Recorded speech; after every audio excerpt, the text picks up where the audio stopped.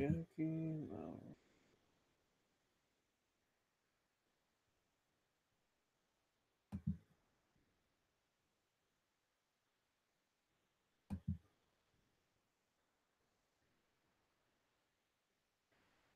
And we're live. Hello, everyone. How's it going?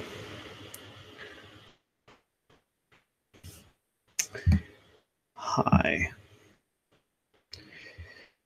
Another day, another evening, another night of random live streaming. Do you like it? I just came up with it right before the stream.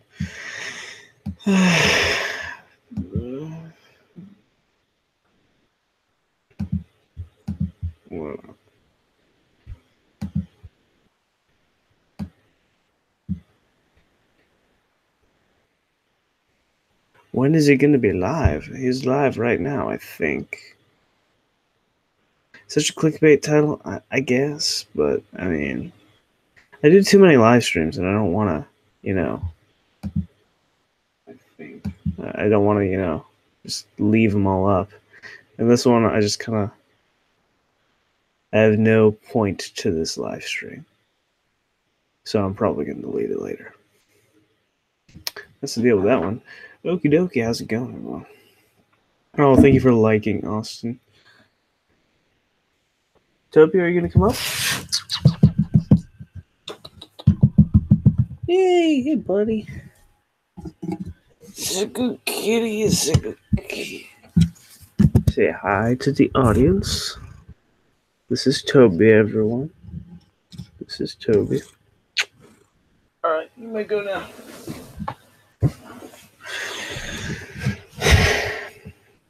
So, I mean, we can do this the normal way where everyone asks questions about deduction and stuff like that. I can wear the live streaming hat. Oh, you're back on the desk. Okay, cool. Everybody loves you, Toby. Everybody loves you. Don't get your butt in the camera, okay? Good boy.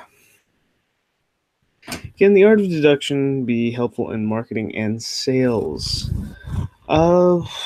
Yeah, I mean, you're going to use more psychology with that sort of thing. Now, if you're an actual salesman, so like someone who actually goes up and, like sells stuff to people in person, deduction would be fairly helpful in that, but you're still going to rely heavily on just conventional psychology. So marketing methods, sales tactics, the things that are already well established. Deduction can help with that. It can help augment that in some ways, especially if it's interpersonal sales. But it's not a necessity in that particular field. Mycroft Holmes says Toby is my spirit animal. Look, you've already got a cult following, Toby. I mean, is this all I needed to do to get views? I mean, look at Toby. How do you deduce someone's sexuality, i.e., gay, straight, etc.?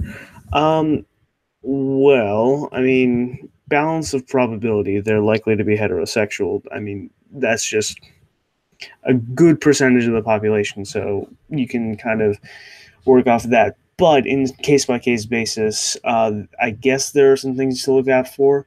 I have heard, and I'm kind of tentative to talk about this because, like, I haven't researched the information enough. So take everything that I'm saying with a grain of salt. But I have heard some things about, like, if the way that a man constricts the muscles in his face could indicate his sexuality. So you see this in the over-exaggerated in stereotypical gay men usually portrayed in media. So like the pursed lips sort of thing, something like that, and it would be in a less severe degree, obviously not to the stereotypical degree, but I mean that's one of the things you can use. I wouldn't really rely on that too much. Obviously, like say you're a man, right, and you are talking to another man and you get the impression that he is attracted to you, that would suggest sexuality. And markers of attraction are, of course, dilated pupils, although you have to be aware of the context because pupils can dilate for non-emotional reasons. Shallower breathing, elevated pulse, but you're probably not going to be taking people's pulse.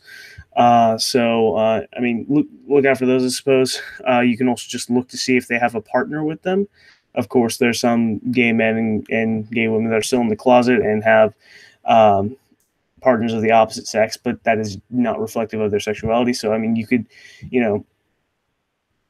it's not a surefire thing, but I mean, just observe in context and sort of make your deductions as they go. And you might be able to find it. You might be able to not. I mean, that's kind of how it goes.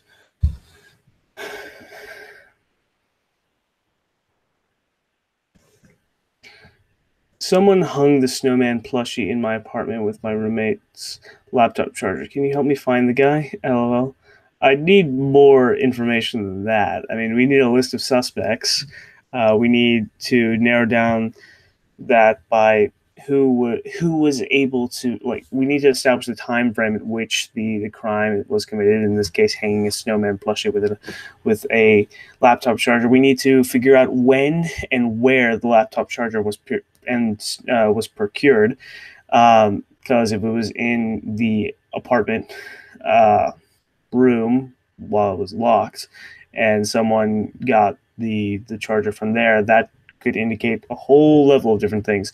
But if, like, say someone stole her charger, if her charger went missing while, like, you guys were out at a coffee shop or something, that could be totally different.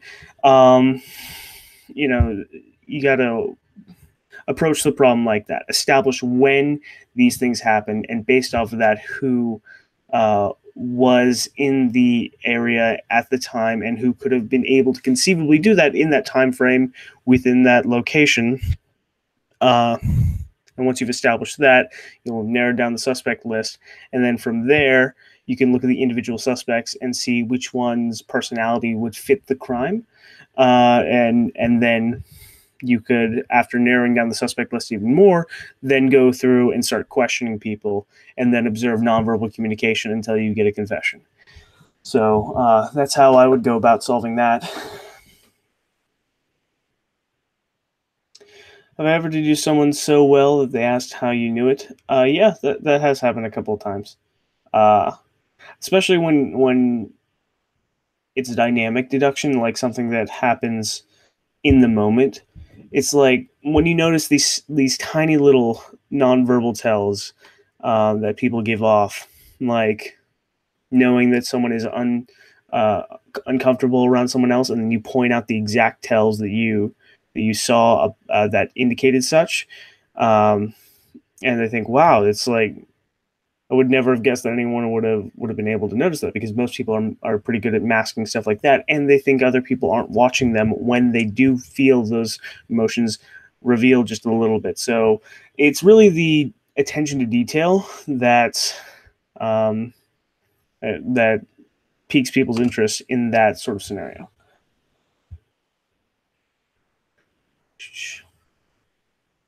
Do I ever sleep at a normal time? No. Sleep is for the weak.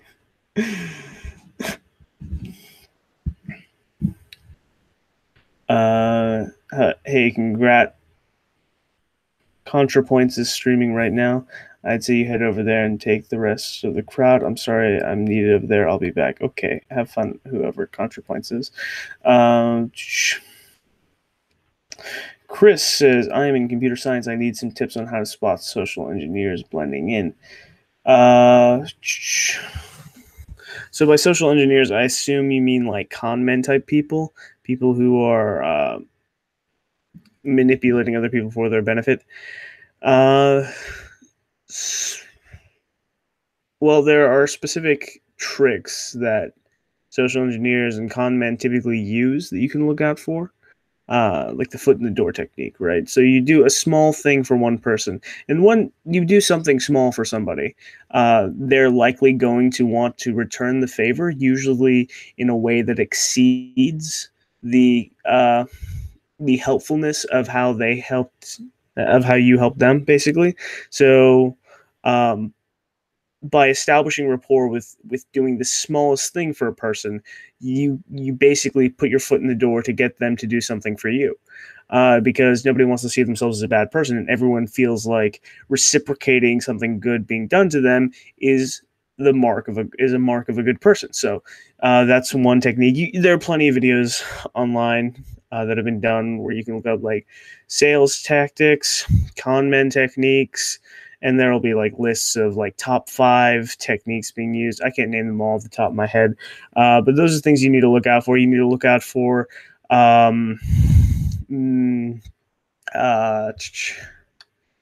manufactured charisma. So the way you look out for that is eye contact is never broken. They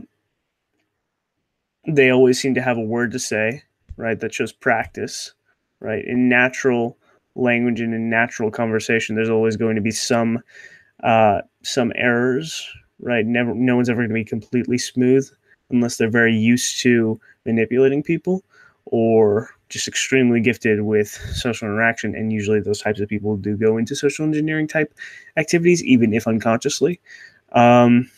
So look out for that. Also look at them when they think nobody is looking at them, because then you'll catch glimpses of little slips of their genuine emotions. Look for contempt. Contempt is going to be the main one. And if you don't know what contempt is, it's an asymmetrical smile. So it kind of looks like this.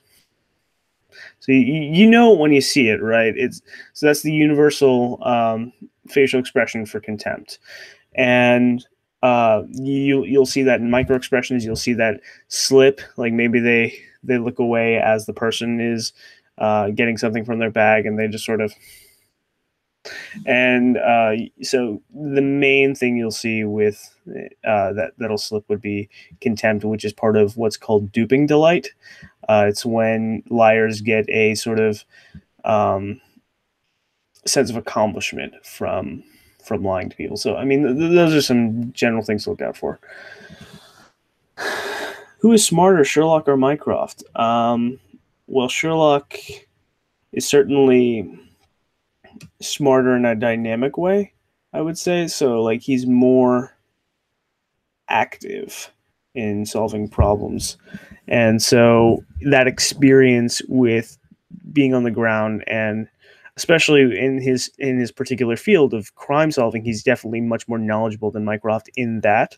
So he's much smarter in that field. So the biggest difference between Sherlock and Mycroft is that Mycroft would be higher in conscientiousness, and Holmes would be, and Sherlock would be higher in openness.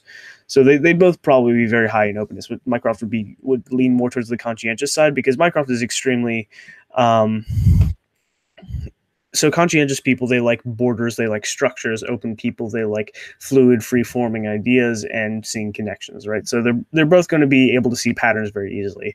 But Holmes is going to gravitate more towards a fluid approach than Mycroft, who is all about governmental structures, ordering and keeping order in society and all that sort of stuff. He's much more intelligent in terms of how structures work in that way. He knows every cog in the machine intimately, so he's very good at micromanaging and also taking a step back and managing the overarching issue. So in that respect, I think it's not who's smarter, it's what areas they have applied their intelligence to. And again, they're fictional characters, so I mean, it doesn't really matter. Fred the Frog doesn't tell much about you. I mean, you could if you looked hard enough. I mean, that is a bunch of history right there. What are you doing, Toby? That cap, though. Yeah, the Deerstalker. This is the official live streaming hat, apparently. Chloe Mason says, I have ice cream, Minecraft, and this live stream. Perfect Friday night. Yes, cha-ching. I don't know why I did the cha-ching thing. It's not. Con artists, manipulators, people that are trying to gather information they shouldn't have. Okay, yeah, that was from the other question. Okay. One should be able to turn observation skill on and off as when required. That's how it should work. I mean, you're very opinionated on that, and I guess that would be effective, but sometimes things aren't the way that they should be, and maybe they shouldn't even be that way. I mean, there is something to be said about being able to go from a focused mindset to where you block out sensory information and then just to focus on a problem, and then being able to detach yourself from that and then go back to observing your environment. That is a useful skill to have, and that's something you develop through things like mindfulness meditation and other focus and attention training exercises. But uh, it's not as simple as switching on and off a switch, and it's not like you're turning off your observation powers entirely. It's not turning them off. It's just turning your attention from that to something else. Are Paul Ekman's study in microexpressions accurate? They're about as accurate as you can get, because he's literally the one who started the field, and he's done the most research in it. The Ekman group is um, uh, extremely reputable. I'm reading one of Paul Ekman's books right now. As far if you're talking about the training stuff on his website that you can get, where they flash up pictures of expressions, and then you have to figure out in the same amount of time it would take a micro expression to flash on someone's face, and then you have to figure out which emotion it was. That is accurate. What they do with that is they don't capture genuine emotion with all those pictures, though, unfortunately, because it's very difficult to get people to feel genuine emotions to extreme degrees that you would need to manufacture emotions necessary for those extreme facial expressions, right? But they do use actors, uh, particularly people who are studied in the method of Stanislavski, or I think that's what it's called, method acting. So where you conjure up genuine emotions for the purposes of acting, but even then, Um, it's not 100% genuine, because that's, again, difficult to achieve. So there is a margin for error in teaching yourself to look for micro expressions in that way, but there has been enough studies done to show that it is beneficial. Of course, the best way to see genuine emotions is to actually go out and converse with people or observe people conversing with each other. That is a way you're going to get good training in observing micro expressions and just expressions and gestures in general in nonverbal communication. But the stuff that Paul Ekman does, and the training programs that he makes, those are a great way to get yourself started and get yourself familiar enough with seeing micro expressions to the point at which you can see them in day-to-day life, right? So think of it as like a jumping off point. As for his books, I'm in the middle of reading one of his right now. He's a very prolific writer, and his research is fantastic, very thorough. Just reading about some of the experiments he's done, it's like he thought of all the possible things that could be impacting the results of his experiments, um, and figured out ways to get around those, to isolate the variables, which is very difficult to do in psychological studies.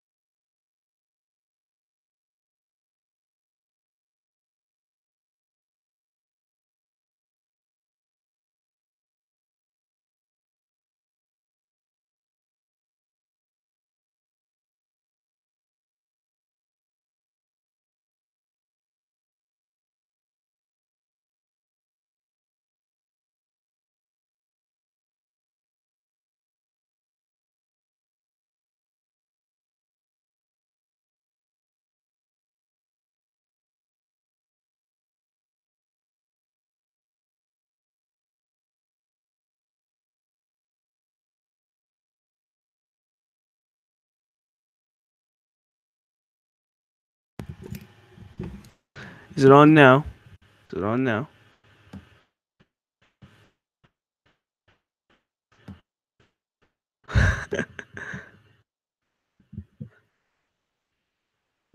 All right, it's on. It's on. Sorry, guys. The cat hit the mute button on the microphone. Sorry about that.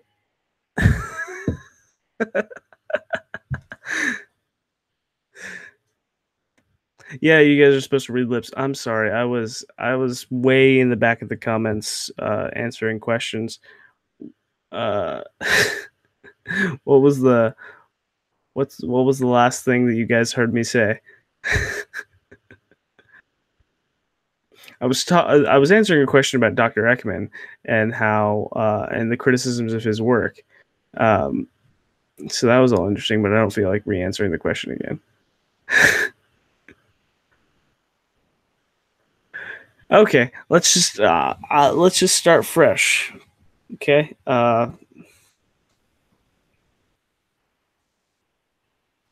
New questions.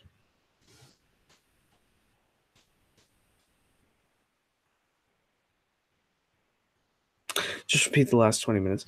If you guys stayed here for like 20 minutes while my audio was off, you guys are like loyal aspiring deductionists. Cat got my tongue. Yeah, thanks, guys. Yeah. Oh my goodness. Yeah, you meowing. You can shut up now. You messed up the live stream for everyone. Look at you. Look at you. Yeah, you just. Oh, don't blink at me. Don't do that slow, contemptuous blink at me. Cats. Good micro expression practice. Yeah, there we go.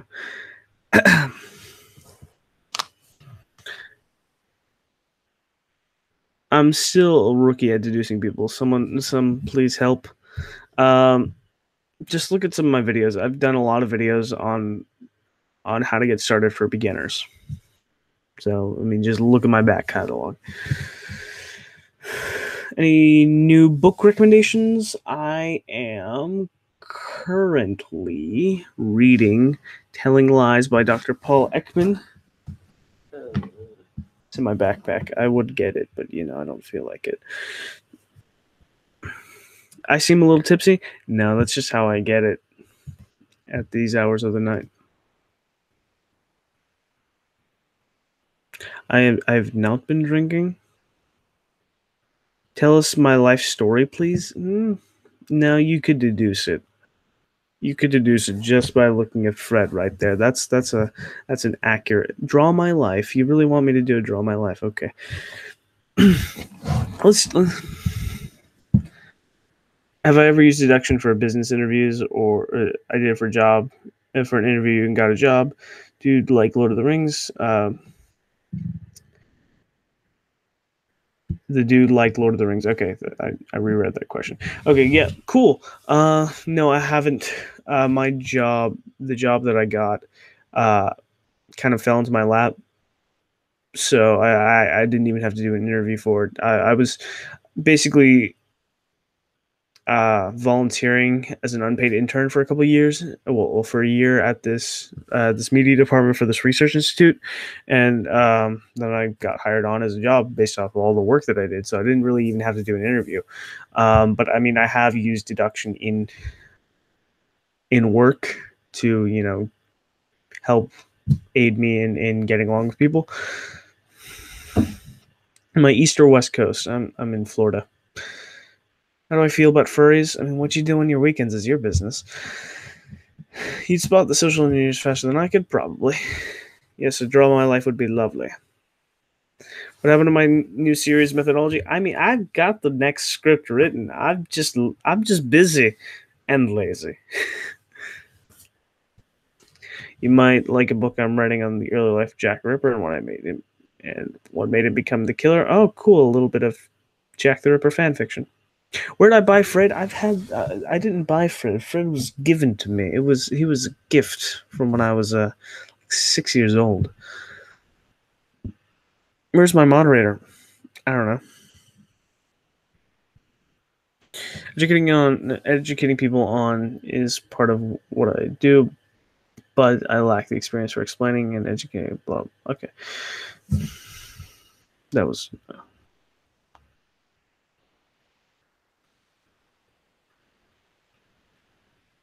Why do people say you look like Samwise or Brendan Fraser's baby? I've never heard that. This is the first time I'm hearing that, but thanks for letting me know. I don't think I look like Samwise Gamgee. I have not been drinking. That's what they all say. Okay, take it as you will. You ever use deduction for? Oh, I've already read that one.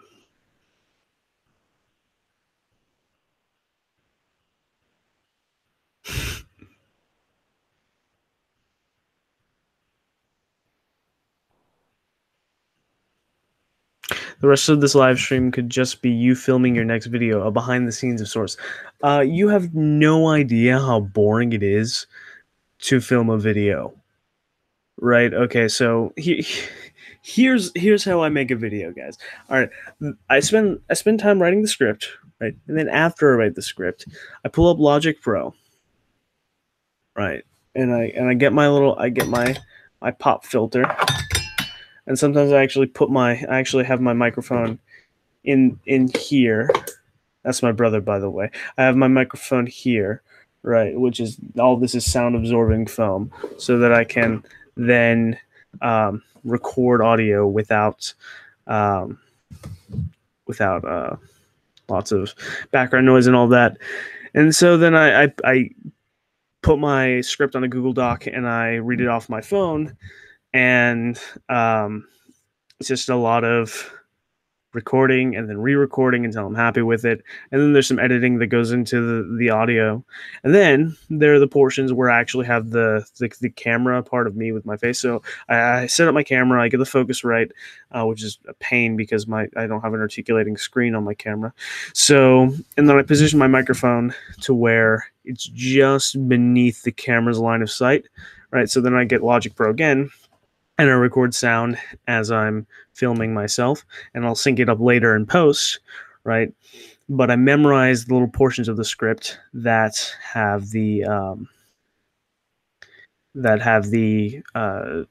parts where I need to have my face in it, and I just kind of glance at my monitor from time to time at the portions where I'm kind of forgetting. But I use memory systems to memorize the script, so it does pretty well.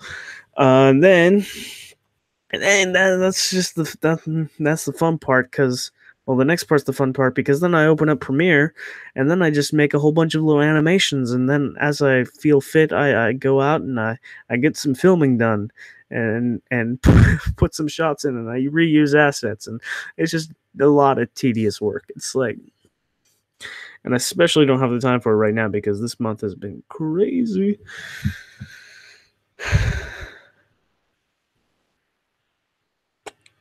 Can I be your moderator? Home Studio, direct message me and we'll talk about it. Any deduction basics or keys for beginners? Look for something new every day. Train your observational skills. Do lateral thinking puzzles to help you with the logical aspect of it. Take your time. Think about things before you do them. Be mindful. Practice mindfulness meditation. Those are some things to establish the mindset. As far as technique is concerned, start with passing deductions. This will get you started with the process of deduction and understanding that process. So, do things where like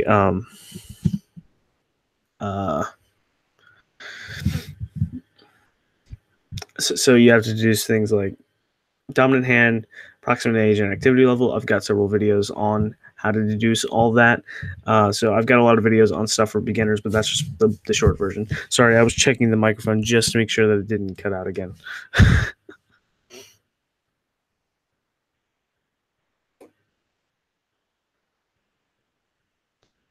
Thank you for your series. I've used your information to identify those that use deduction in the wild. Oh, cool. Toby, you're going to ruin the live stream again. Go away. Go away, Toby. Toby. What are you doing? What's you doing? What's you doing?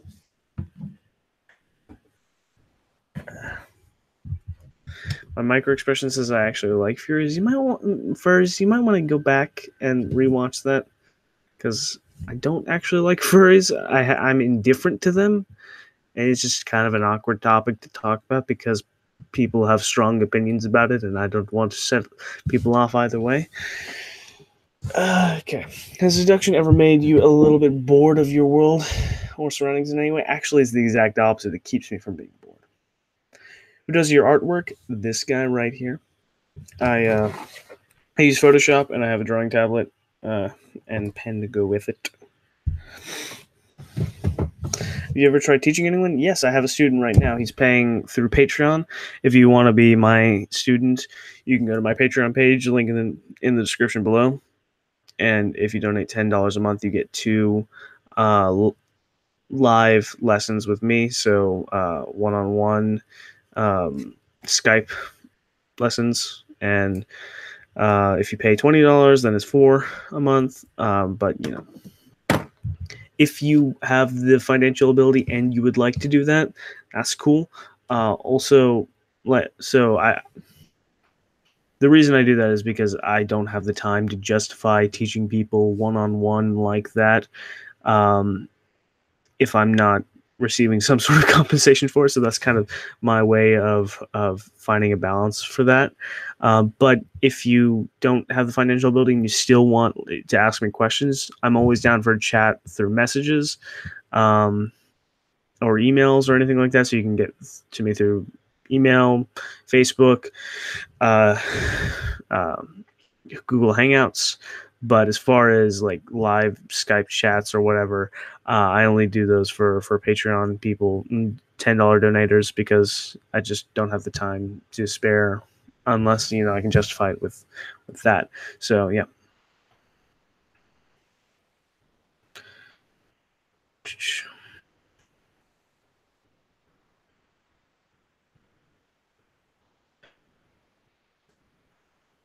Can I make a series on spotting comment and blending in, please? Sure. You seem to be very interested in that. How to mess with my friends using deduction? Get creative. I mean, it depends on your friends. So you got to get creative there. I can't do everything for you. Hit the gym, Sherlock. What are you talking about? I am physically fit, relatively, not fat. A little bit. Okay, yeah, I could probably hit the gym. Not in the best shape of my life. Ever been interested in? How long have you been interested in practicing the art of deduction? 4 years, 4.5 years, something like that. Explain half deduction exercise in layman. Okay, right. Yeah, I was explaining that when the microphone was off. Okay, so basically, if you meet a person and they tell you something about them, right? Try and work backwards based off of what they've told you. Look at them to see if you could have deduced that as if they hadn't have told you. That's the basics of it. Do I have a mind palace? Yes.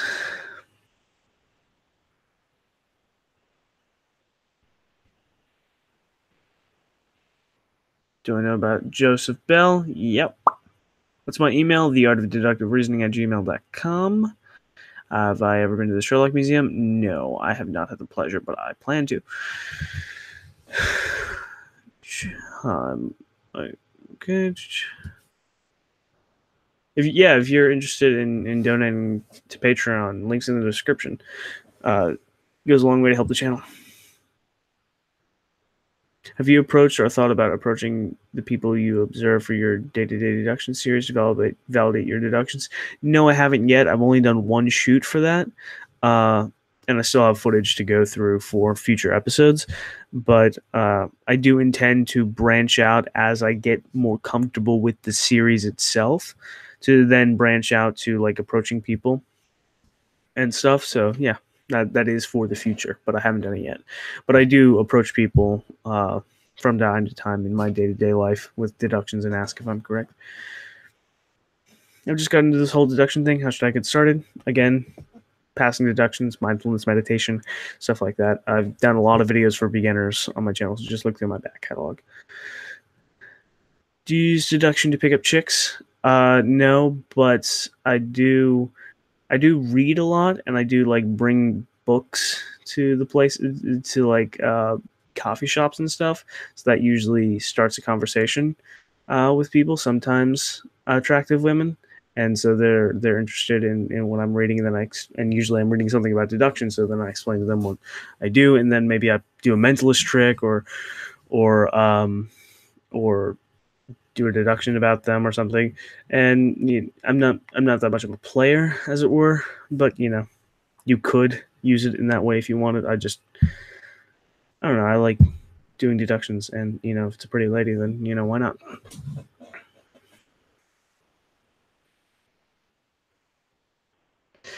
Is Soba your personal Moriarty trying to sabotage your video? Yes. Yeah.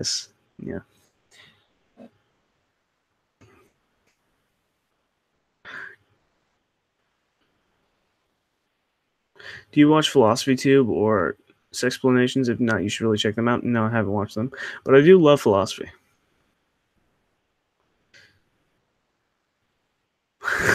I'm in shape. Round is a shape. I'm not round.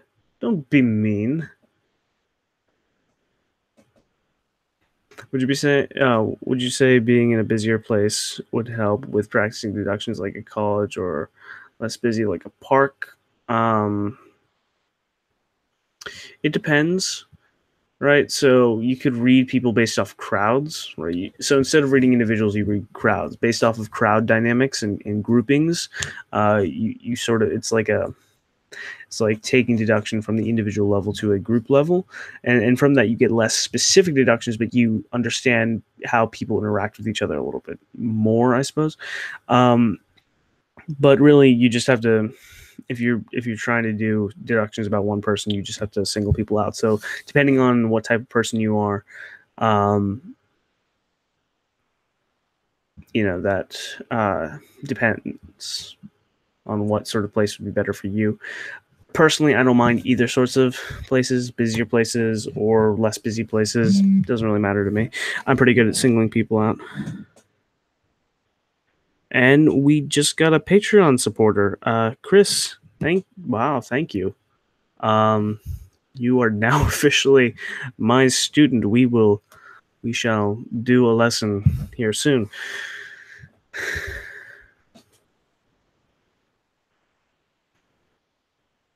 What would you say are the absolute limits of deduction, or something close?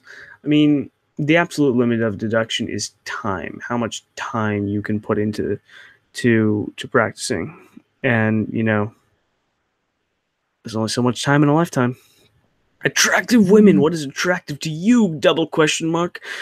Parentheses. Yeah, really personal question. Sorry. Exclamation point. ... But sorry, not enough to do it. XD. Parentheses.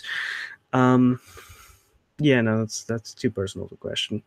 I mean, I'm not into anything weird, but I'm just conventionally attractive women, I suppose you could say. If you ever need someone to edit your videos, if you don't have the time, I got you. DM me. We'll talk about it. Where do you get your noise reduction from? This is actually from so this is actually the inner foam from a Pelican case. So if you see here, kind of strips off like that, so you can kind of mold it as you like. This portion up here,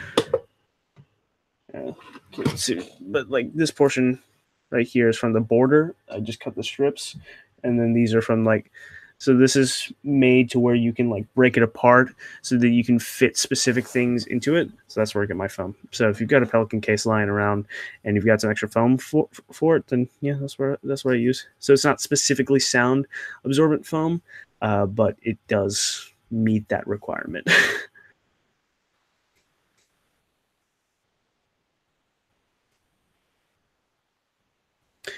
Chris, I will. You can ask all the questions you'd like about con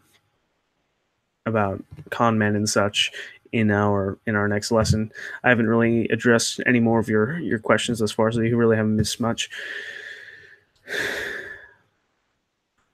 You should do videos analyzing how deduction is used currently and historically throughout the centuries.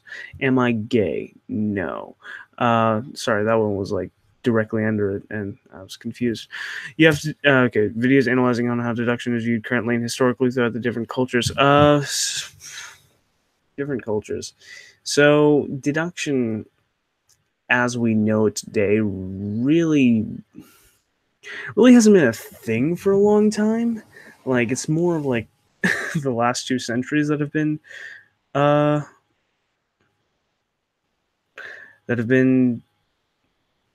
really conceptualizing deduction in a way that is something that we would recognize, right? So just lateral thinking and problem solving has been a thing throughout the ages, but it hasn't been to the point of, at least to my knowledge. That would be something to look into, but I really don't know. Yeah, I'll have to research that, but I don't think we have. It's been as it is today for most of human history. Do you look at the news and look for tells to see if people are lying, especially politicians? Not typically. I kind of try and stay away from politics and news, but I did notice this one thing the other day. Who was that guy who somebody who came out against Trump or something? I don't know. And then he was like on the news like all the time, like all day on all these different news channels and such. Like just for one day, everyone was interviewing him, and then one of the interviews that he was doing, the lady asked him if he had been drinking.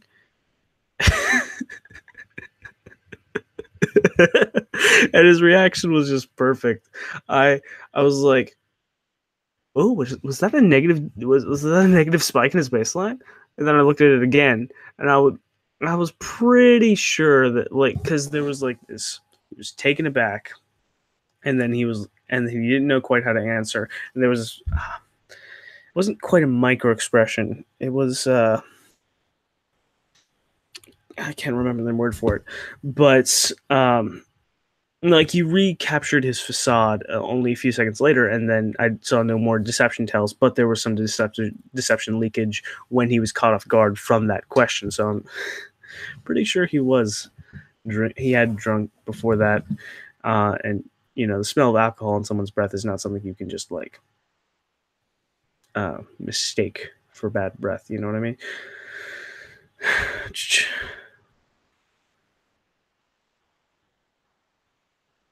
Why is the men's shirt on your spread shirt $5 more? That is sexist in the meaning to men. Dude, take that up with Spreadshirt, not me. Because so like when you're I've got no control over the prices, essentially.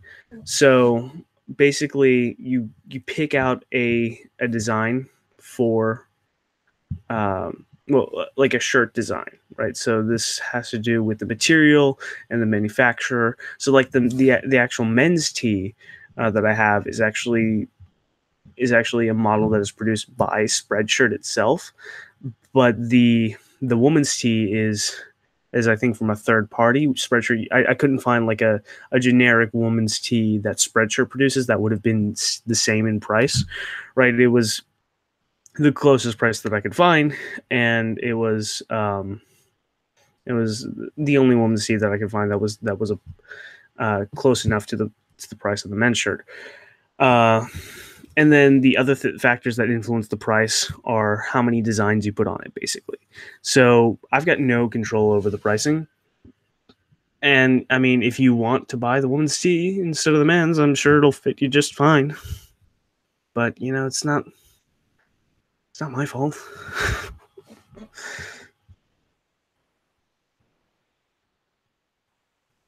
Does Fred the Frog have a point, or is he just a cute background object? He has a point.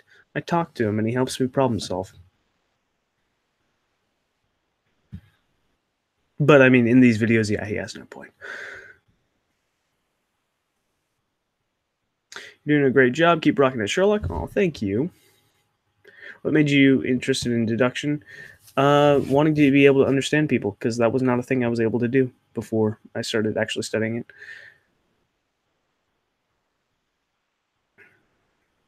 Do you think writing down my deductions would help studying it? Absolutely. Take a notebook everywhere you go. I've got like a million of these little things, and I just like pack them full with all the deductions that I make.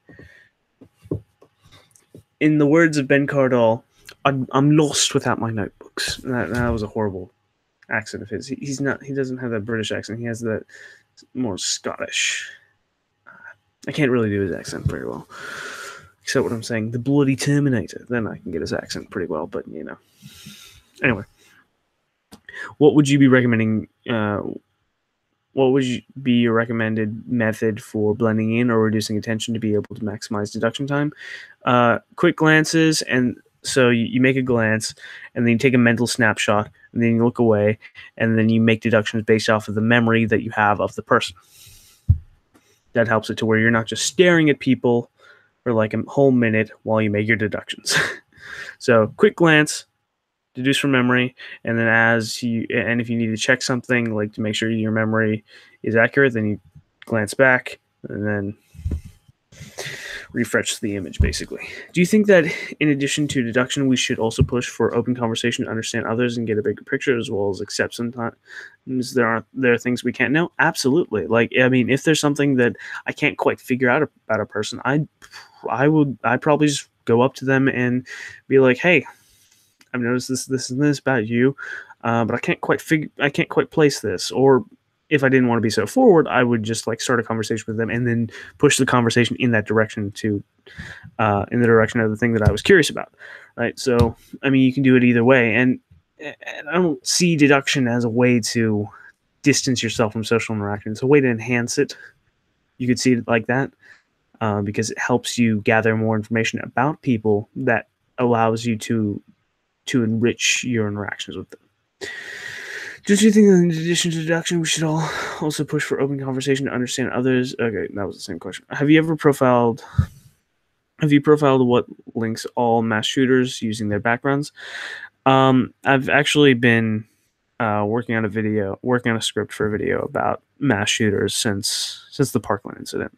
I don't really like to give my public opinions on stuff like that, but I think there is some psychological things that I might be able to, if not shed light on, at least put out there. Because everything that I'm writing down that I want to say, it's not things that are specific to me. They've been said before, but they're things that I've researched, and maybe it's just a way to compile all those things and also just spark a little bit of conversation about that. Obviously, the conversation is much bigger than just that, but there's something to be said about the particular psychopathology of mass shooters.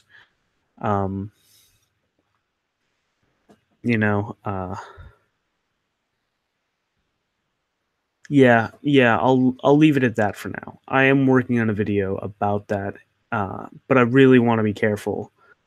I really want to be careful on that subject. Like, so, yeah, I'm not willing to give a quick and short explanation on that one here at 12:03 in the morning on a live stream. Yeah, it deserves more time and effort than that. I'm curious, what do you think an ethical hacker could do with the skills and mindsets that you teach? I'm not quite sure how hackers would use my methodologies. I don't know enough about hacking, so. What are my thoughts on memes? I must have answered this question before when the microphone was off. Some are good, some are bad, some are funny, some are not. What are my thoughts on manipulation? I'm not a big fan of manipulation, but I do understand circumstances in which not only it would be useful, but ethically justified. But in normal everyday interactions with people, it's not a thing that I endorse or recommend. It's like something that you limit to stuff like criminal investigations, where you use manipulation tactics to get the guilty party to confess, stuff like that. Or if you're doing it in performance, like as a mentalist, use suggestion and manipulation to get people to think of things. But because it's a performance, right, the audience has kind of agreed to be misled to a certain extent, just like with a movie or anything. It's a form of entertainment, and that's not the same thing as a lie, right? So, has deduction made me paranoid? Now that I know more of how people think and work, it hurts to see certain looks in their eyes. Actually, it does the exact opposite. The fact that I understand people better now, it's like shining a light on under the bed, right? Show that there's no monster there. It's like, yes, there's dark, scary aspects of humanity, but that's not what scares me. What scares me is not being able to understand it. Because when you can understand something, you can develop ways to counteract it. You can develop ways to protect yourself. When you understand something, there's no reason to be afraid anymore, right? The biggest fear is the fear of the unknown. So, yeah, it hasn't made me paranoid. It's made me less paranoid because I don't have to be looking over my shoulder anymore, because I know exactly where the threats are. Thoughts on neurolinguistic programming? I haven't done enough research into it. But if you're talking about just hypnosis, there is good research that I've done that has suggested that it is a legitimate thing that you can do. It just depends on the subject and the hypnotizer. What are some of the best books to read about deduction? Maria Konikova's book, Mastermind, How to Think Like Sherlock Holmes. Ben Cardall's The Monographs. Fantastic books. If you want books on body language, then What Everybody Is Saying by Joe Navarro, and books by Paul Ekman. So that would be Telling Lies, Emotions Revealed, and other books like that. For mentalism, this is a great book to get started with. If you want to get into the performing art of mentalism, 13 Steps to Mentalism by Corinna, a great book to start with. About halfway through it.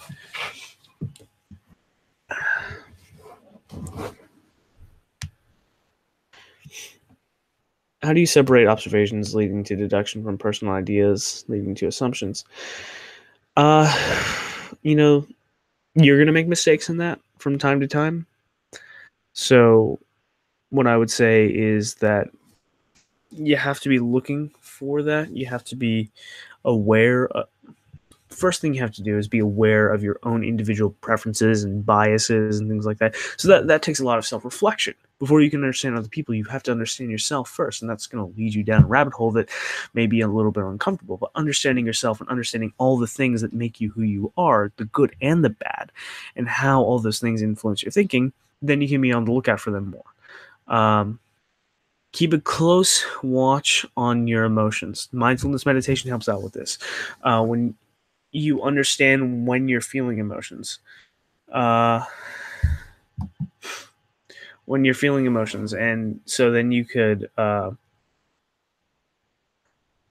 when you start to feel emotions about a particular subject or a particular thing that you observe in a person or a particular person, right? Then you can, once you know that you're starting to feel your chest tighten, your windpipe tighten, and maybe you even feel an expression come up on your face. As you start, like, one of the cool things is once you start to read about nonverbal communication, you become super aware of it yourself. In yourself, that is. Like, you start to see you start to feel all the gestures that you make, all the expressions that come on your face, because you're reading about it, and you know what you're looking for, not just in other people, but in yourself, right? So then you can do breathing techniques and exercises to control those autonomic reactions, and you take that a step further, and you can then understand consciously what makes you think a particular way, right? And what things are subjective. And then you can start to distance your subjective ideas from the objective realities that you observe, right? So Trying to think of an example. Let me read the question again. I'm tired.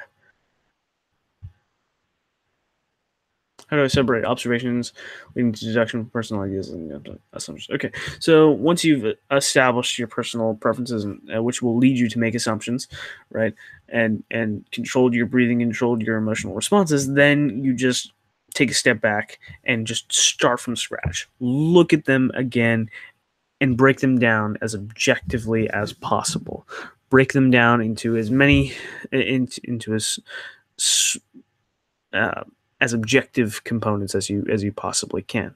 Again, uh, just take a step back and look at attire, physicality, verbal communication, nonverbal communication, and just start from there. Break it down into categories, and then break those categories down into subcategories, and go from there in sort of a top-down sort of approach, as opposed to a fluid approach, which a fluid approach is more likely to have those sorts of emotions involved, even though it is faster. So yeah.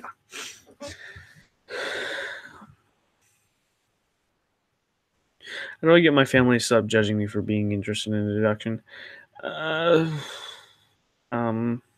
yeah, I feel obligated to give you a decent answer, but I'm not quite sure I have one. People are going to have their opinions about certain things, and the things that you do and the things that you're interested in. That's not necessarily something you can control. You can try and explain to them how effective it is and how useful it is to you.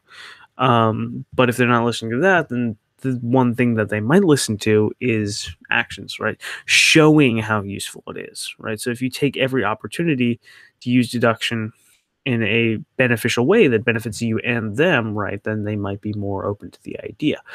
Um, I wouldn't push it in conversation, like don't make every conversation about it, but also don't be afraid to talk about it.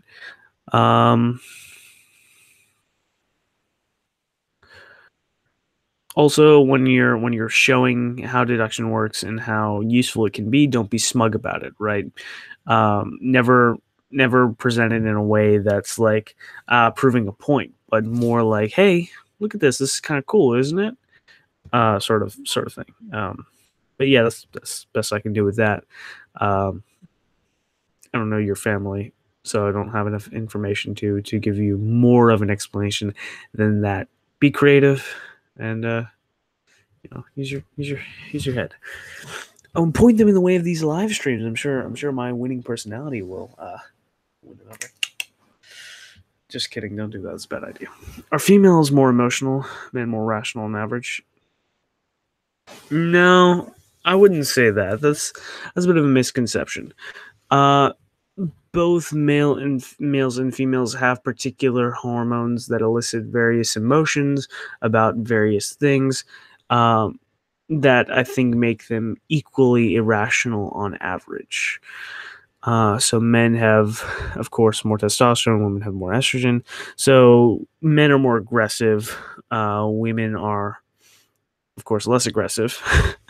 um, so if you scale it back to like early humans, nomadic societies, and stuff like that, you've got men being the hunters and women being the gatherers. So you've got completely different dynamics between men and women. Right, so men have to do a very physically intensive work of hunting things down and then murdering them, and then carrying them back miles and miles to home so that they can eat them. Right, like, and to give you an idea of sort of what that entails, human beings are one of the only creatures on the planet that can run so long that prey animals will run themselves to death trying to get away, right? So, like, let's say you're an early human male and you're running and you're just kind of jogging with a spear in your hand and you're chasing this gazelle, and the gazelle's like, oh crap, I better run. So he just like dashes off and he like clears 100 yards in like 2 seconds, but you're still jogging, right? And then he looks back and you're still chasing him. He's like, what the heck? And you get closer and closer, and then he just like runs away again. But he goes and sprints and sprints, and you're just jogging, and you're just jogging, and you run for hours until that little gazelle has run so long that he runs his little heart out and he just collapses, and then you kill him, or he just died from cardiac arrest and you don't have to stab him and you just take him home. Like, that's that's one of the methods that humans use to hunt in the olden days, right? And that's actually one of the reasons why we have dogs, is because wolves have the same method of hunting. For us, it's called jogging. For them, it's called loping, I believe. And so they do the same type of thing, but humans are more efficient hunters. So what wolves did was that they sort of made the symbiotic relationship where they sort of would follow around human hunting packs, aid humans in killing prey animals, and then sharing the spoils, and that led to us domesticating the wolf and the dog, right? So as far as that is concerned, so men are a little bit have hormones and a physical structure that enables more physically intensive activities, such as that. This, of course, isn't to say that women are not capable of extraordinary physical feats. I mean, just look at the Olympics. There are plenty of physically capable women. But, of course, if we're talking about generalities and averages, right, this is what we've got. And the differences between men and women are not so extreme that one cannot, that you can't have an effeminate male or a masculine female, right? So if you look at it from the nomadic perspective, hunting groups need a defined leader, because if you don't have a defined leader, then everyone dies, right? So you have an alpha male. So that's cool during the hunting trip, right? All the males follow the alpha leader without question, and nobody dies, or very few people die, right? But then when you get home, the alpha male, he's like, he gets all the benefits. He gets the most food. He gets access to the most women. This, that, and the other. Like, he's living the dream, and you want to live the dream too. So you want to be the alpha. So you're constantly trying, when you're not relying on him for your survival, you're constantly trying to one up him so that you can get to his spot, right? So that's an archaic example of why men are more competitive. Or if you look at female groups in the same respect, right? In those same sorts of societies, women were foragers, and they also tended to the young. So that requires more cooperation. You don't need a defined leader. You need more inter-cooperation, but as well as autonomy and a lot more communication. Like, studies have been done that show that men are better at concisely conveying ideas, so explaining things in very few words, and other men being able to understand the idea, which makes sense if you like have limited time to explain how not to die while a saber-toothed tiger is attacking your buddy. You're like, run now, and he gets it, right? But women are generally more verbose, as the studies show, and this has to do with explanations of what foods are poisonous or not, explanations of how to deal with raising the young, stuff like that. So different roles from archaic human history necessitate various physiological differences between the sexes, which of course the similarities between men and women far outweigh the differences. So, of course, again, this isn't to say that one group cannot exhibit qualities of the other, but this is the generalities, and these are the kind of rules of thumb. So then you've got, so how that relates to irrationality and emotions is, like, if you on the Big Five trait model personality test, women score higher on neuroticism on average. And neuroticism is the capacity to feel negative emotions. And what does that mean? Well, think about it. As women, there's more, well, for one, the obvious thing is that there's more stakes in sexual activities, right? Because they're the ones that bear the children through pregnancy and then actually give birth, right? That's not that I've been told by a very reliable source that that's not a fun thing.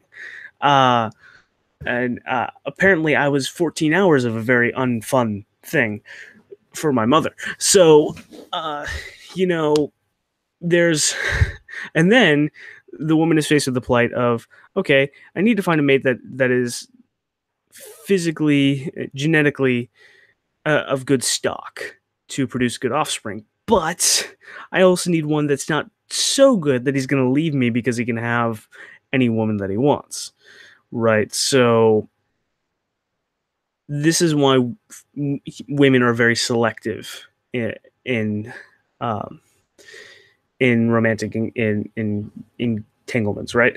More so than men on average. Again, averages, right? So, so women have a higher capacity for negative emotions. That makes them more selective, that makes them more cautious of various things. Men typically are more aggressive, so that makes them irrational in that way. So there's various emotions of that encourage both rationality and irrationality. Women are better, generally speaking, at understanding nonverbal communication naturally, because one, they have to determine whether or not a male is going to be aggressive enough to physically attack them, because they are generally not physically able to defend themselves from aggressive males. So being able to understand when a male is about to get aggressive and then diffuse the situation is extremely important. So women are very good naturally at understanding nonverbal cues. This also plays a part in dealing with nonverbal creatures such as infants. And you can facially encode facial expressions on infants, the 6 universal facial expressions. Like when babies are usually crying, they're not. You think, oh, baby's crying, he's sad. No, he's usually angry. Brow is furrowed, nostrils flared. He's pissed. He's like, he's not sad, and so yeah. That was like a really unnecessary explanation to say that no, the stereotype that women are more irrational than men because they're more compassionate and more emotional is just plain hogwash. There's different types of emotions that are more prevalent in men and women. Yeah, I'll leave it at that. I've probably dug myself into enough of a grave. Aren't I a Christian? Yeah.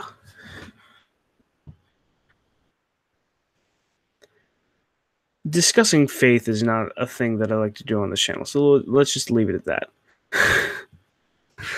You should read Voltaire's Masters, the Dictatorship of Reason in the West by John Russell Stahl. Okay, I'll put it on my reading list. Any tips for learning how to deduce from the beginning? I've always been able to see through certain things. Sugarcoating by gut, but I wanted to take it to the next level deduction. I've got a lot of videos on tips to learn deduction, so I mean, just look through my back catalog.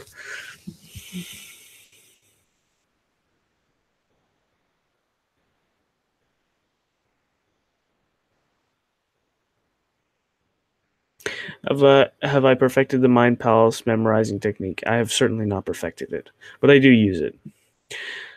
How do you differentiate psychopaths and sociopaths? I can't really give a good answer on that. I don't have enough of a knowledge base on that to explain that. I do have a book that I'm planning on reading. I got for Christmas. It's on my reading list. Psychopath Whisperers. It's about psychopaths and sociopaths. So, yeah.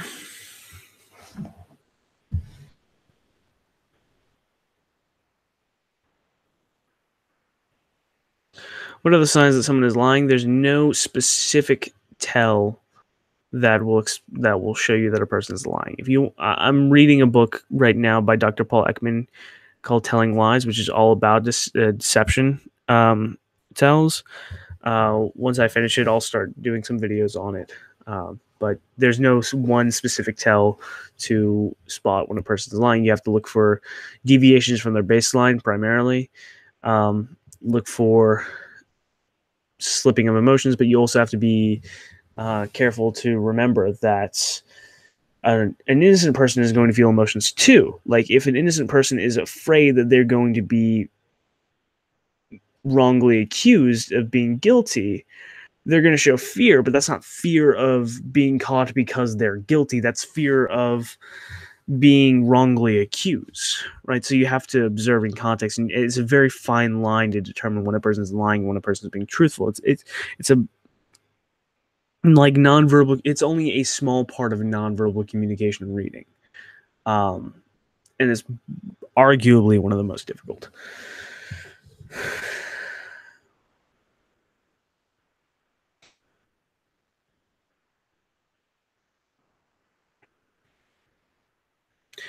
Someone asked about the books. I have links to some books in the description box below.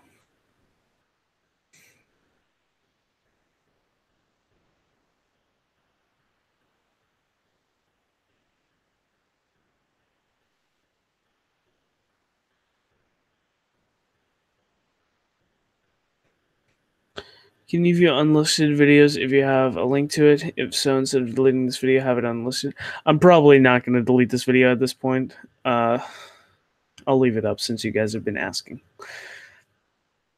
Signs for lying are different for every person. Looking for voices going higher, people touching their noses, repetition, etc. Yeah, the specific tells like that could just be a part of the person's baseline. So you have to really establish how the person acts in normal conversation before you pressure them to see if they're lying or not. Am I annoyed? No. I don't think so. Except by my hair right now. It's in my eyes. If creativity gets more freeform when you're sleep deprived, have you ever experienced a sharper faculty for deduction while tired, or just coming up with wilder chains of thought of cause and effect? Yep. Story of my life. What can you do about people based off their usernames? It's insufficient data for me to justify trying to make deductions. I would have to look at a whole profile on a person, like a whole internet profile, and then cross-reference that with their name. But I wouldn't make any sort of deductions really based off of. I mean, there's some general things that anyone could kind of figure out was the intention, but it wouldn't really. It's not necessarily going to be the truth about the person, right? Because people can falsify intent for behind certain things for sake of irony or satire or stuff like that. So it's a fine line, and it's insufficient data to justify it.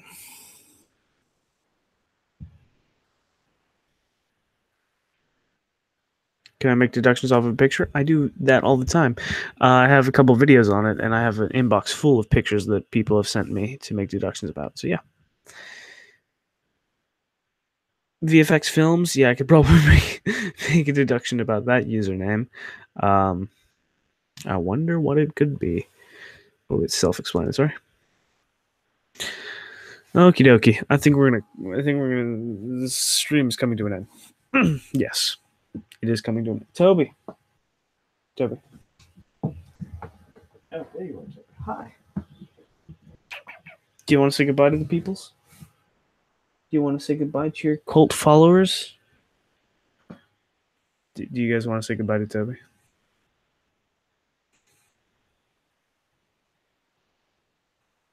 Good night.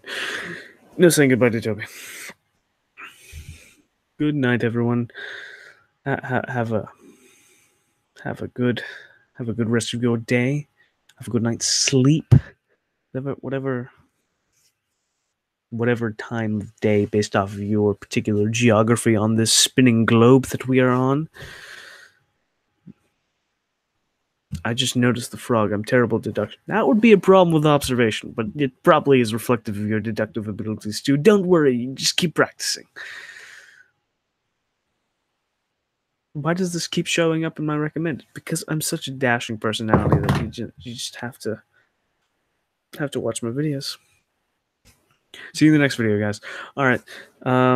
So with that being said, thank you all so much for watching. All you aspiring detectives out there, sleeps for the week. Arrivederci.